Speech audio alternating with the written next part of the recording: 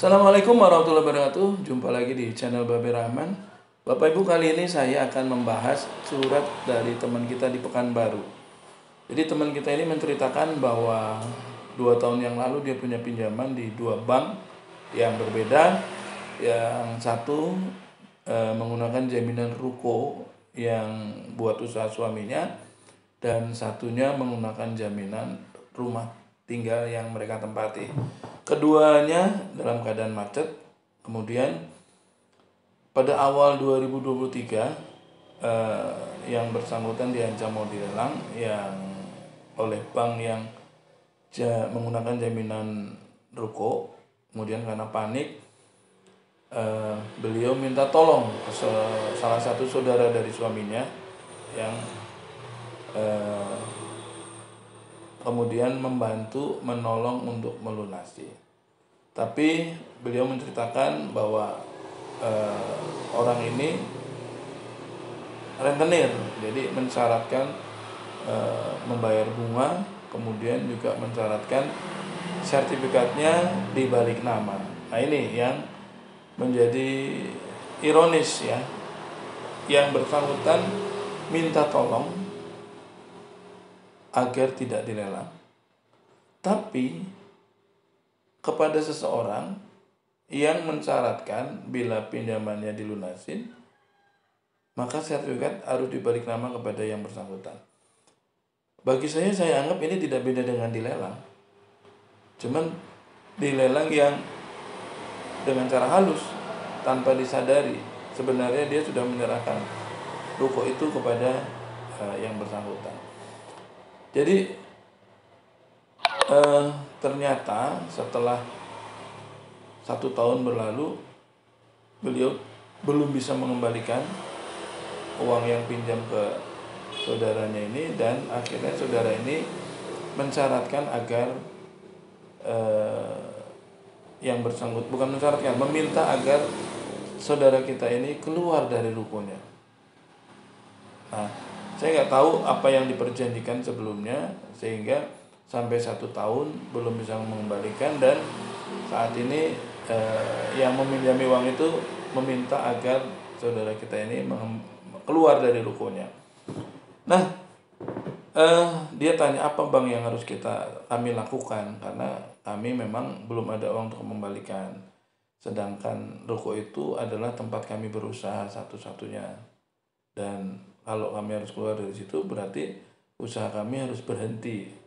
Nah, kami akan semakin jauh dari kemungkinan bisa mengembalikan. Kira-kira yang dia tanyakan begitu. Jadi Bapak Ibu,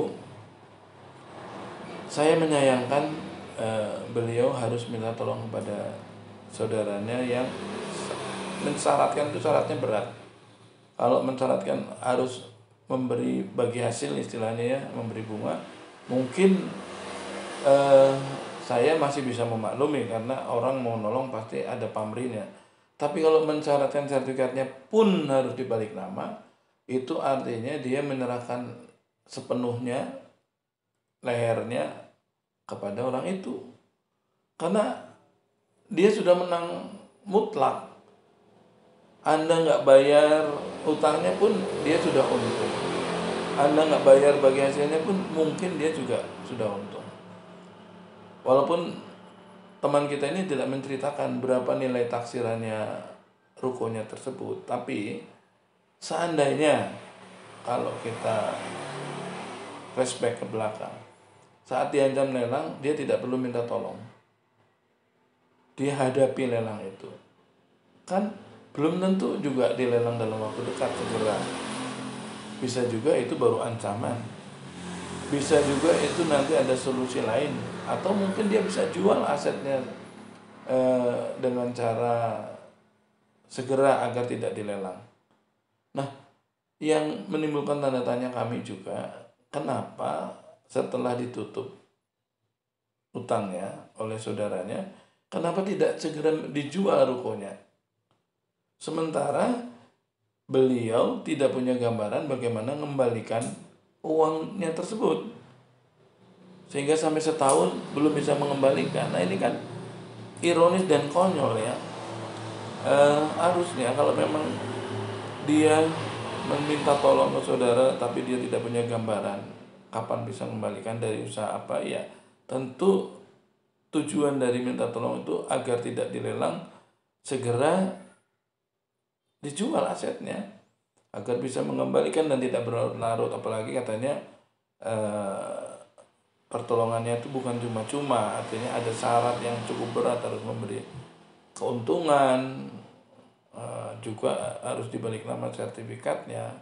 Ini melebihi risiko yang ada di bank, yang semula harusnya mungkin bisa diselamatkan tanpa harus kelelang dengan cara-cara yang dibenarkan oleh undang-undang atau oleh perbankan itu sendiri.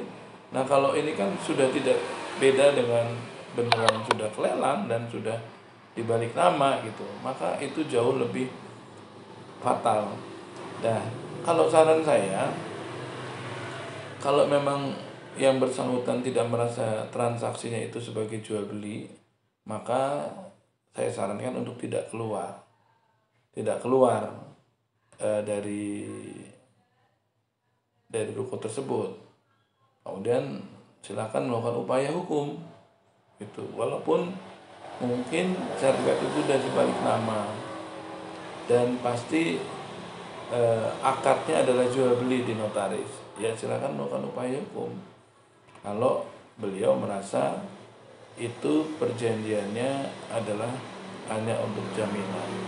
Nah tentunya karena itu bukan jual beli, menurut beliau tentu harusnya tidak ada kwitansi jual beli, karena yang ada adalah kwitansi pelunasan di bank yang dimiliki oleh saudaranya yang meminjamkan uang itu. Berarti sebenarnya ada celah di situ untuk permohonan pembatalan.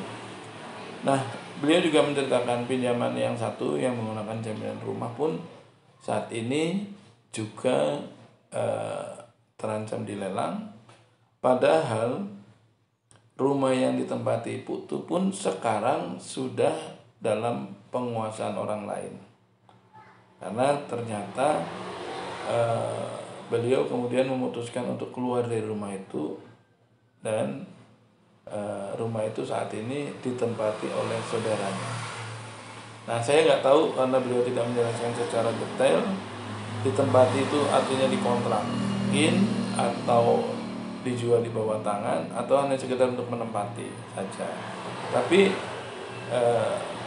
itu bagus karena dengan ditempati oleh orang lain, maka